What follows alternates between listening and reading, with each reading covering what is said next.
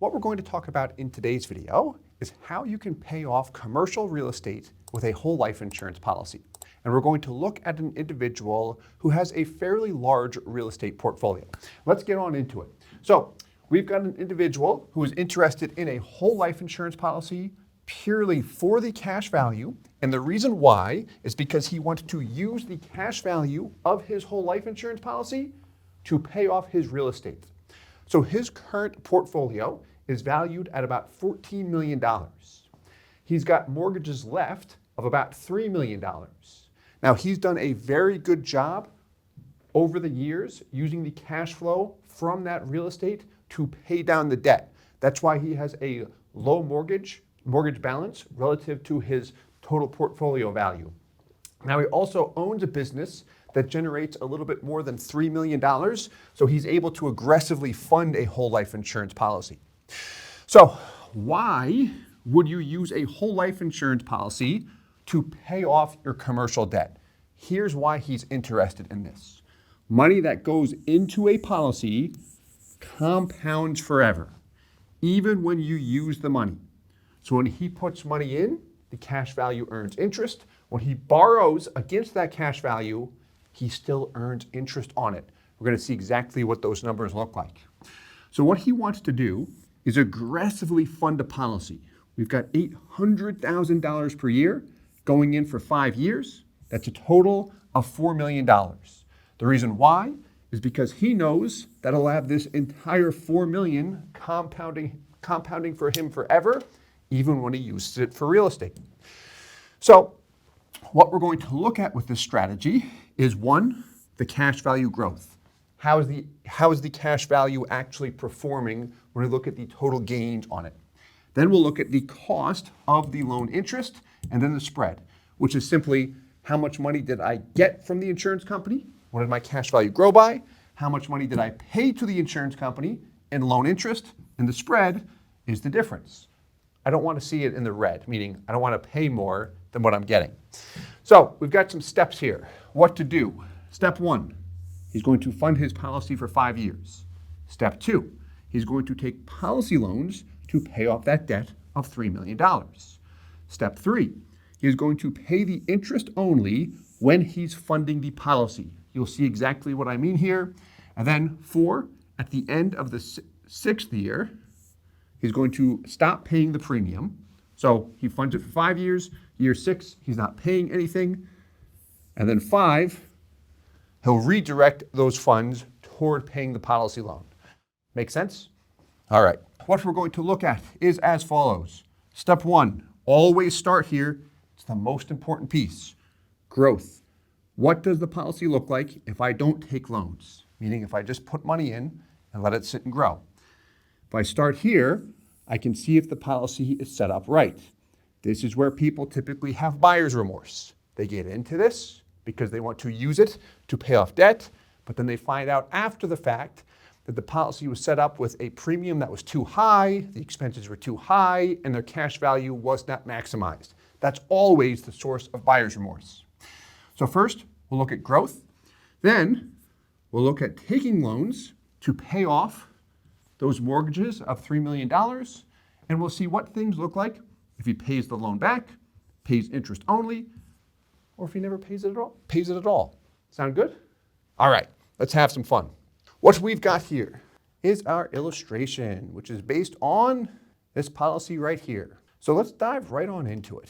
What we'll start with is what he's paying in, which was what? $800,000 per year for 5 years. What is highlighted in yellow represents the break-even point. When you look at this illustration, how do you know if it's set up right? Look at your first year cash value. This is the worst year. We take a hit on our money. We paid in 800, we've got 711. However, we typically want to see somewhere between 80 and 90% of whatever we paid show up in cash value in the first year, because that's typically as high as we can get it, especially with our 4 major mutual companies. Some products allow you to get it a little bit higher than that. But in this example, he pays into it for 5 years. After that, he pays in nothing, and it just continues to grow. What you'll notice here, at policy year 8, we dropped the death benefit. This is optional, but why we did this is because it results in the cash value growing faster. This is not something you have to decide up front. Okay, let's look to use the policy now. Several columns. What he pays in, annual loan, loan balance, loan payment will be his out-of-pocket that he's going to dedicate toward loans. And then we can see how much goes to loan interest and how much goes to the principal. And you'll also get to see what's the impact on the cash value death benefit when we have a loan outstanding. So let's begin with the first 2 years. And the reason why is because in this example, we don't have any loans outstanding during the first and second year. However, year 3, we're going to take a $1 million loan. So we're going to pay off that $3 million in debt by taking 3 loans of $1 million, mainly just to keep it simple. So you take that $1 million loan, your balance is now $1 million. Look at your cash value, look at your death benefit. What's the impact that it had on your policy? Death benefits collateralized dollar for dollar. Cash value drops $1 million plus about another $50,000 because it's accounting for the loan interest the next year. So here we go. The second year, we take another $1 million loan. What he is going to do is pay only the loan interest. So this loan interest of $52,900 is from the loan balance the prior year. So that's 5.29% of $1 million, not $2 million. So there we go. And then here's our third loan, another $1 million. So what happened to your loan balance here? It's at $3 million. And then what do you notice in year 6? At age 60, the balance is still $3 million. He's paying 0, and he paid interest only in year 6. At this point in time, he's got a $3 million balance. Look at your cash value, look at your death benefit, and compare it to this. What do you notice there? Drops by almost dollar for dollar. The death benefit is exactly dollar for dollar. Now, let's begin to repay this. You'll see a $500,000 loan payment. What we have here is what he's paying out of pocket. So $500K out of pocket. We see how much is applied to the loan interest, and then how much is applied to the loan principal. So we're going to do that every year until the loan is paid back. Down here at year 13, 500, we see how much was applied to the loan interest, loan principal, just about paid back. There's your last year down here. And what do you notice? Cash value is what? $6.5 million. What is your cash value over here? $6.5 million. What's your death benefit? $8.6 million.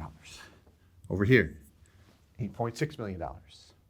The policy values are 100% restored to exactly what they would have been as if we never touched it in the first place.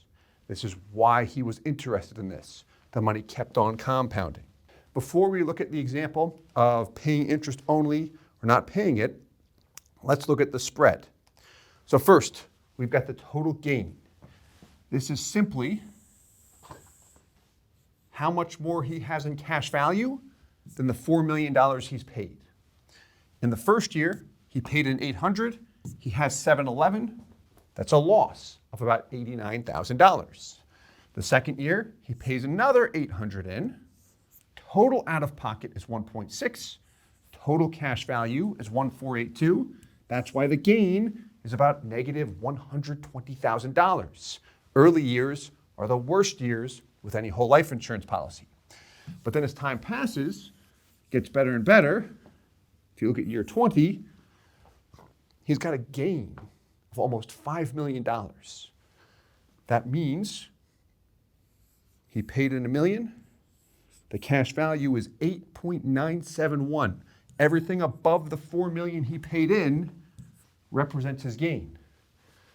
That makes sense? Now the loan interest. Now we can see the total amount he's paid in loan interest over time. Why it stops down here at $1,024,000 is because the loan's paid off. There's no more loan, so there's no more interest due. What this is doing is just tallying up all of your interest payments. And then lastly, we've got the spread. So the spread is just going to take the difference between the two. So the first 3 years, because I had a loss, that's where I'm negative over here. Look at the 4th year. Your gain is $127,000, although you've paid a total of $158,000 in loan interest. So what's that mean? You're negative, about $31,000. What about the next year? Well, your gain is $318,000. You paid $317,000, which means you've got a positive spread of $1,400. We don't want that to be in the red. We want it to be in the black. So as time passes, you'll see that that spread becomes more and more favorable in this case. And this model assumes that we pay the loan back in full. So at the bottom, he's got his real estate cash flowing for him, and he has a positive spread of almost $4 million down there. Now let's go through the next two models very quickly. Which one is what it looks like if he just pays interest only forever. So we've got the exact same policy on the left, but to the right, there's your 3 loans, total of $3 million. In this example, you'll notice the loan payment will match the loan interest. There we go. So now we can see over time, what's the total interest we've paid by the 20th year, $2.5 million. The gain is still $4.9 million. You get that no matter what, regardless if a loan is outstanding or not, which means you've got a spread of $2.4 million. So it still works if he pays interest only. What if he doesn't pay anything back? Here we go. There's your loans of $3 million. Now in this case, what's happening to the loan balance? It's going up. Why? Because there's no dollar amounts here in light blue. That means you're not paying anything, or he's not paying anything toward the loan, and the interest just compounds. So that does negatively impact the policy. However, the question is, do I still come out ahead? And in this particular case, yes, I'm still ahead, $1.1 million. And here's a simple way some people look at this. How much did you pay into this policy? $4 million. How much did you pull out of this policy? $3 million. So what's the net you paid in? $1 million. What do you have in cash value? $1.75 million. So if I paid it $1 million, I still have 1.75. That means I have a gain of 7.5, or in this case, 750,000. That's a simple way some people like to look at it. In any event, that is how this individual is planning to use a whole life insurance policy to pay off debt. Let us know if this video made sense. Would love to hear any thoughts or questions you have in the comments. And as always, I hope this helps.